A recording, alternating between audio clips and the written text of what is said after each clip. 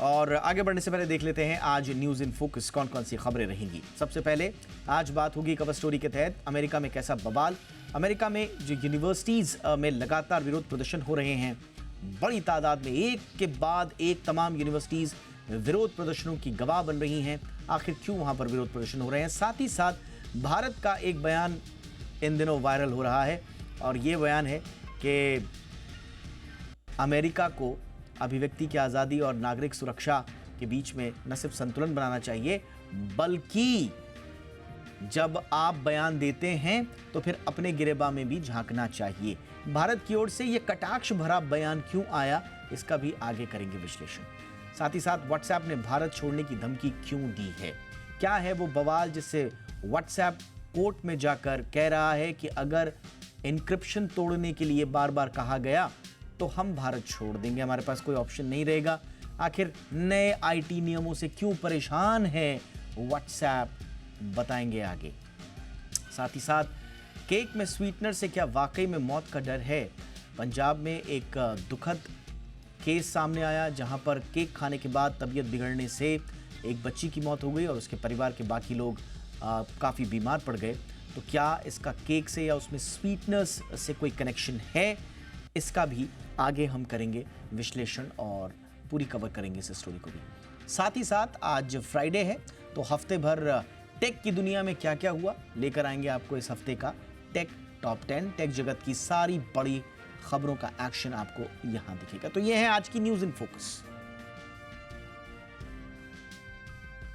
Maruti Suzuki ने जनवरी मार्च तिमाही में मिले-जुले नतीजे पेश किए हैं। सालाना आधार पर कंपनी का मुनाफा 47% बढ़कर 3,878 करोड़ रुपए रहा। जी बिजनेस ने इस दौरान 3,950 करोड़ रुपए के मुनाफे का अनुमान दिया था। कंपनी की आय सालाना आधार पर 32,048 करोड़ रुपए से बढ़कर 38,235 करोड़ रुपए रही। मार्जिन 10.5% से बढ़कर 12.2% पर पहुंच गया। सालाना आधार पर एक्सपोर्ट 22% बढ़कर 78,740 यूनिट रही। कंपनी ने 125 रुपए प्रति शेयर डिविडेंड का ऐलान किया है।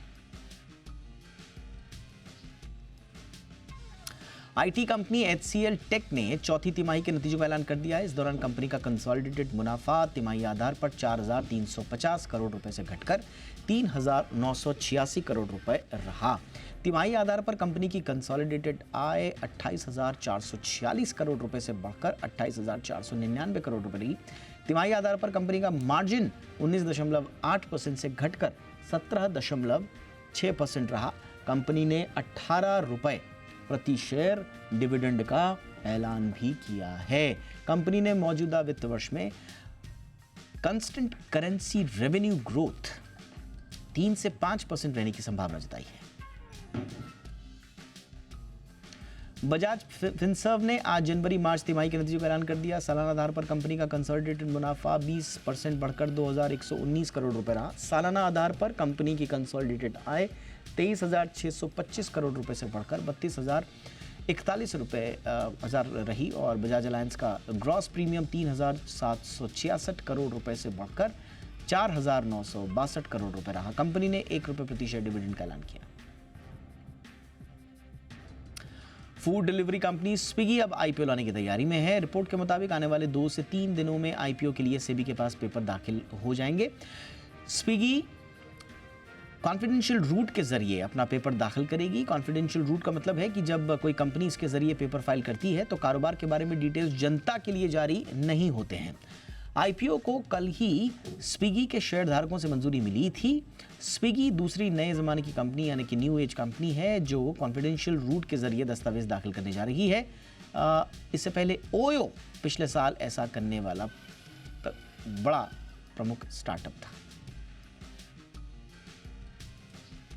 लग्जरी कार कंपनी BMW ने आज भारत में एक और नई कार को लॉन्च कर दिया है। कंपनी ने all electric sedan BMW i5 M60X drive को पेश किया है। ये भारत में कंप्लीट बिल्ट अप यूनिट के साथ आएगी। ये कार सिंगल चार्ज पर 516 किलोमीटर की दूरी तय करती है। ये electric luxury sedan 0 to 100 kilometre की रफ्तार पकड़ने में सिर्फ 3.8 सेकंड लेती है।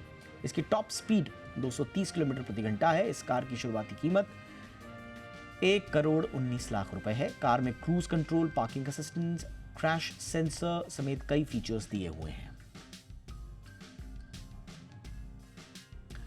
दिवालिया हो चुकी एयरलाइंस गो फर्स्ट को दिल्ली हाईकोर्ट से बड़ा झटका लगा है। अदालत ने सभी 54 विमानों का रजिस्ट्रेशन रद्द करने का आदेश दिया है। हाईकोर्ट ने एविएशन रेगुलेटर डीजीसीए को अगले 5 वर्किंग डे में गो फर्स्ट की ओर से लीज पर लिए गए एयरक्राफ्ट का रजिस्ट्रेशन रद्द करने की प्रक्रिया को आगे बढ़ाने के लिए कहा है।